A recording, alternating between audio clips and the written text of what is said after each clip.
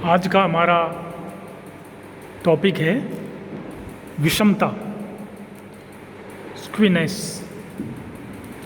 सबसे पहले मैं आपको ये स्पष्ट कर दूं कि विषमता होती क्या है, किसे कहते हैं। तो जो सांख्यिकी में जो समंक माला है उसमें जो आवृत्ति बंटन होता है उसके आधार पर हम सांख्यिकी को सममित या असममित बंटन के अंतर्गत रखते हैं। जैसे मान लीजिए किसी श्रेणी में फ्रीक्वेंसी डिस्ट्रीब्यूशन बिल्कुल नियमित है, अर्थात जैसे ये डायग्राम आप देख रहे हैं, जिस तरीके से फ्रीक्वेंसी बढ़ रही है अधिकतम फ्रीक्वेंसी के बाद उसी क्रम से वो नीचे गिर जाती है, तो इसको हम कहेंगे पूर्ण सममित बंटन।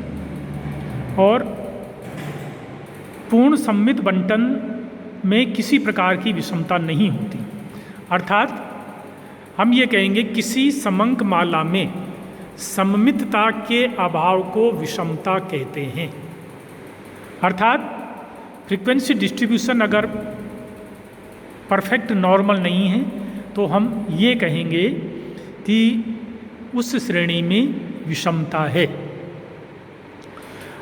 अब जिस श्रेणी में विषमता नहीं है उसकी पहचान ये है कि उसमें केंद्रीय प्रवृत्ति के ये तीनों माप, समांतर माध्य, मध्यिका तथा बहुलक, मीन, मीडियन और मोड, ये तीनों बराबर होते हैं और उस श्रेणी में विषमता का अभाव पाया जाता है, यानी किसी प्रकार की विषमता उसमें नहीं है। और यदि मान लीजिए फ्रीक्वेंसी डिस्ट्रीब्यूशन परफेक्टली नॉर्मल नहीं है तो हम ये कहेंगे कि उस श्रेणी में विषमता है। अब विषमता दो प्रकार की होती है। यदि मान लीजिए किसी श्रेणी में विषमता है तो विषमता दो प्रकार की होती है, एक तो धनात्मक विषमता, दूसरी ऋणात्मक विषमता। धनात्मक विषमता तब कहलाती है जबकि समांतर माध्य का मूल्य मध्यिका से अधिक हो और मध्यिका का मूल्य बहुलक से अधिक हो, यानी x bar is greater than median and median is greater than mode, तो हम कहेंगे कि उसमें धनात्मक विषमता है। इसी प्रकार ऋणात्मक विषमता में x bar is greater less than median and median is less than mode, यानी इसमें समांतर माध्य सबसे कम होता है, मीडियन की वैल्यू उससे ज़्यादा होती है तथा मोड की वैल्यू उससे भी अधिक होती है।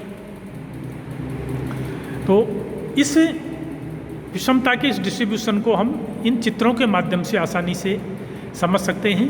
अब देखिए ये डायग्राम जो आप देख रहे हैं इसमें समांतर माध्य, मीडियन एवं मोड तीनों बराबर हैं, तो इसका जो चित्र बनाएंगे हम वो इस प्रकार का बनेगा कि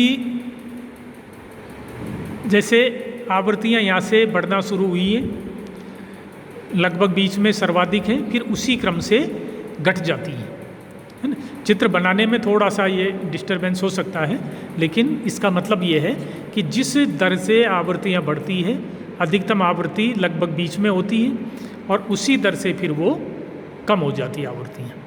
तो यहाँ मीन, मोड, मीडियन और मोड तीनों बराबर होते हैं, तो हम कहते हैं कि उसमें विषमता नहीं है, विषमता का अभाव है। धनात्मक विषमता, ये देखिए